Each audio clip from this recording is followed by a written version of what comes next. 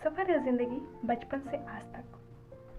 याद है मुझे वो बचपन का दिन जब एक हिंदी मीडियम की लड़की ने इंग्लिश मीडियम के इतने बड़ी स्कूल में एडमिशन लिया था। Today is my favourite and I am going to express my each and every thoughts but ever and में। याद है वो क्लास 2 की बात है जब मैंने न्यू क्लास में एडमिशन लिया था। मॉनिटर्स का रौब बढ़ा और बच्चों ने भी उनका साथ दिया था। हम हिंदी मीडियम वाले हमें टेबल की जगह पढ़ाया जाता था।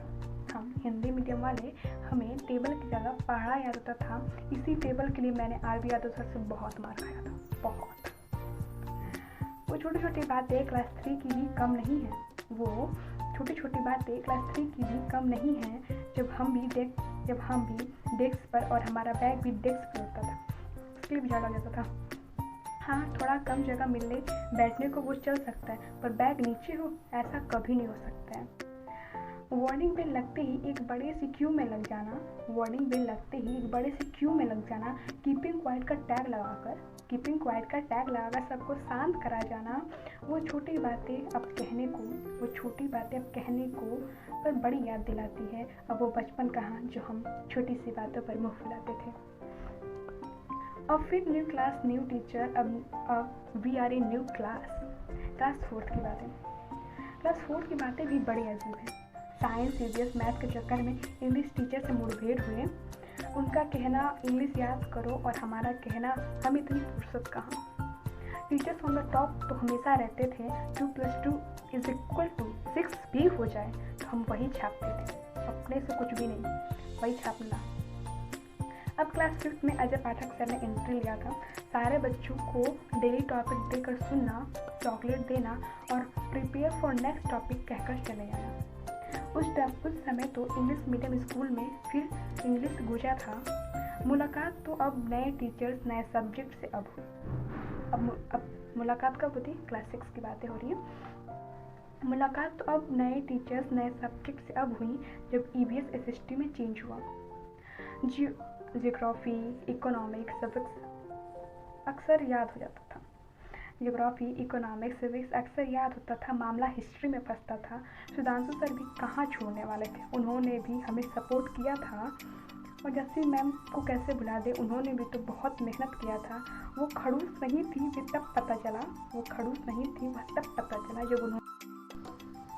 अब बारी है क्लास 7 की, जब क्लास टीचर चेंज हो। अभी वीरेंद्र सर केमिस्ट्री वाले तो कभी मनीष सर आते थे। हाँ, यहाँ से थोड़ा हर बच्चे में कुछ रुतबा दिखा था। कोई अपना बचपना छोड़ पढ़ने में ध्यान लगाया था।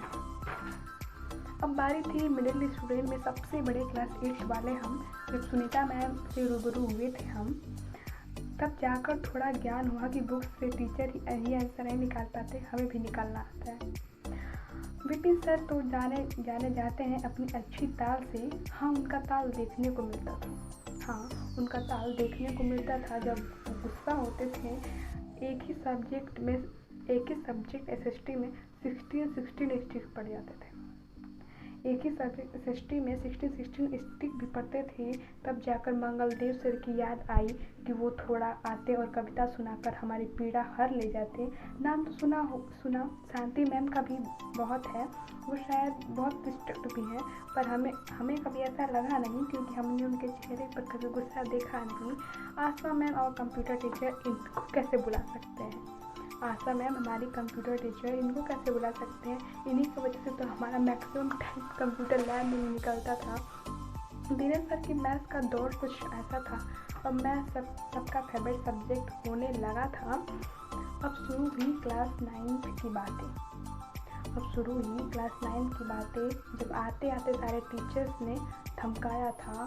इंट्रोडक्शन के साथ 90% स्टूडेंट पाने वाले क्लास 8 में जो भी हैं वो खड़े हो जाए।